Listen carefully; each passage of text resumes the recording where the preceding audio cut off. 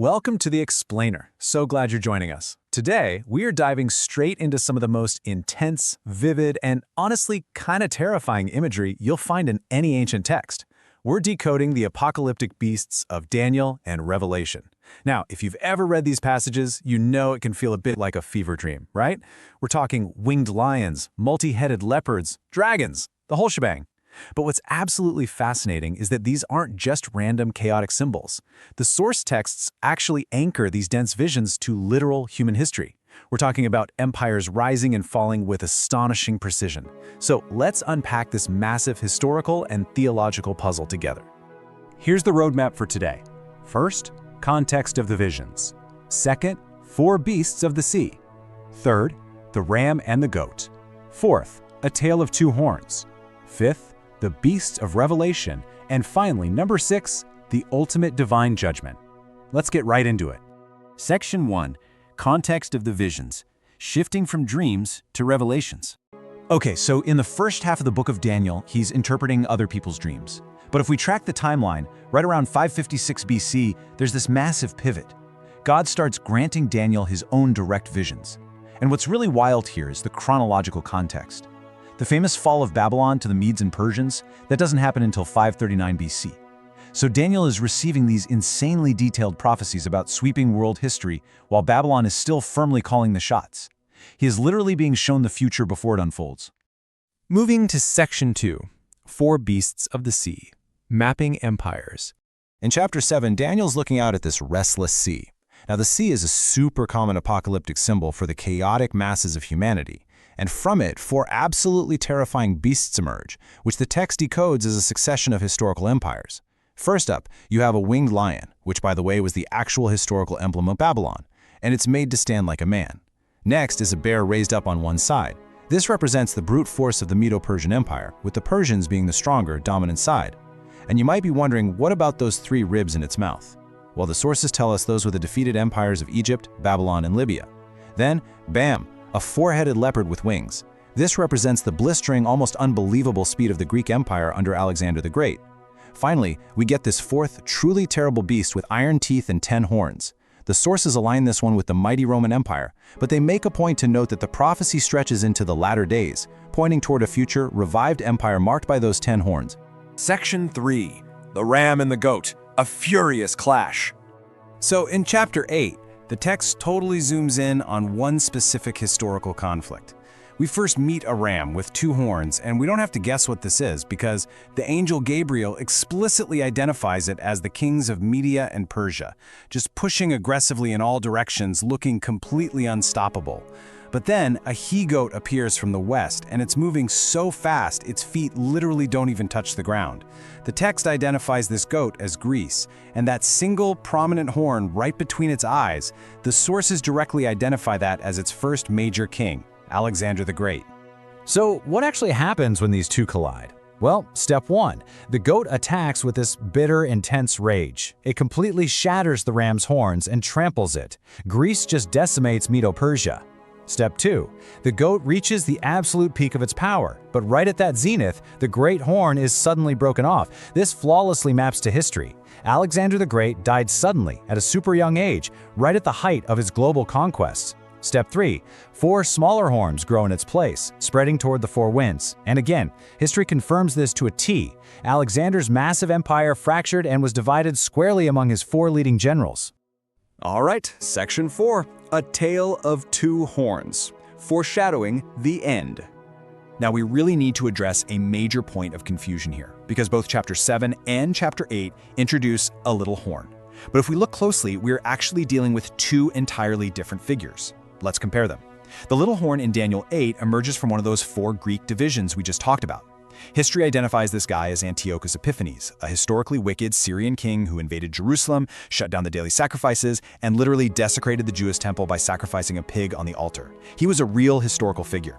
On the flip side, the little horn from Daniel 7 emerges from the 10-horned Roman beast. This figure is described as a future global dictator, the Antichrist, who rules and violently persecutes for 3.5 years at the end of time. The absolutely crucial takeaway here is that the historical Antiochus Epiphanes acts as a direct preview. He's a foreshadowing of that ultimate end times Antichrist. God is basically using ancient history as a template for the end of the world. And check out this incredibly specific number the text provides regarding Antiochus's desecration, 2,300. In the vision, an angel actually asks how long this devastation is going to be allowed to go on, and the answer is exactly 2,300 evenings and mornings. Scholars identify this as the literal number of days that Antiochus defiled the temple before the Jewish patriot Judas Maccabeus led a successful revolt to cleanse and rededicate it. In fact, that's an event still celebrated today as Hanukkah.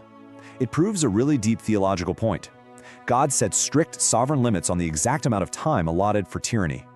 Which brings us to a really pivotal question. We've seen how these prophecies perfectly mapped onto Babylon, Persia, and Greece. But how exactly did Daniel's ancient visions connect to the New Testament's explosive, apocalyptic finale? That takes us to Section 5, the Beasts of Revelation, the amalgamation of empires. To answer how this all connects to the end times, we have to leap forward hundreds of years to the Apostle John's writings in Revelation chapter 13. When John describes the final end times empire, he is borrowing the exact same animal DNA from Daniel. Look at the description of this final world ruler, the first beast of Revelation 13. Just like Daniel's beast, it rises up from that sea of Gentile nations. But notice its features. It has the body of a leopard, the feet of a bear, and the mouth of a lion. John is basically showing us that this final kingdom takes the blistering speed of Greece, the crushing brute force of Medo-Persia, and the absolute sovereign power of Babylon, and amalgamates them into one ultimate empire. And the text makes sure to note that this final ruler doesn't just rely on his own strength, he is directly empowered by the dragon, who is explicitly identified as Satan. But this global ruler doesn't act alone. Revelation introduces a very deceptive second beast. This one arises from the earth. And notice the disguise here. He has two horns like a lamb. So he's projecting this docile, peaceful, maybe even Christ-like image. But the text says he speaks like a dragon. This figure, often referred to as the false prophet, acts basically as a religious enforcer. He isn't out to get power for himself. Instead, he orchestrates global worship of that first beast by performing spectacular counterfeit miracles. We're talking things like calling fire down from heaven.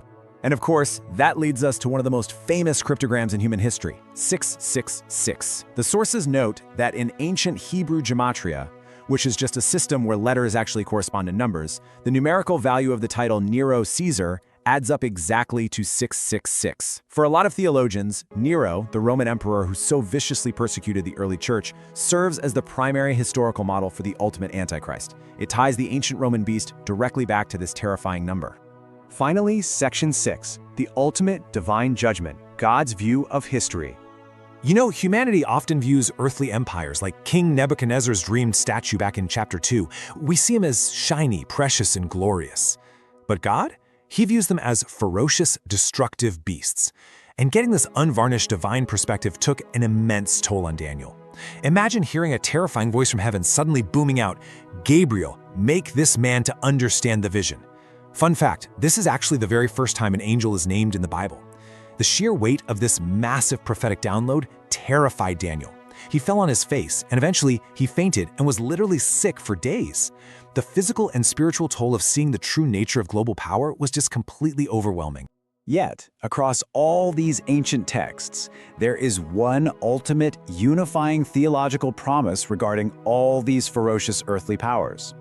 The text declares of the final tyrant, "He shall be broken without hand." I just love that spectacular phrase.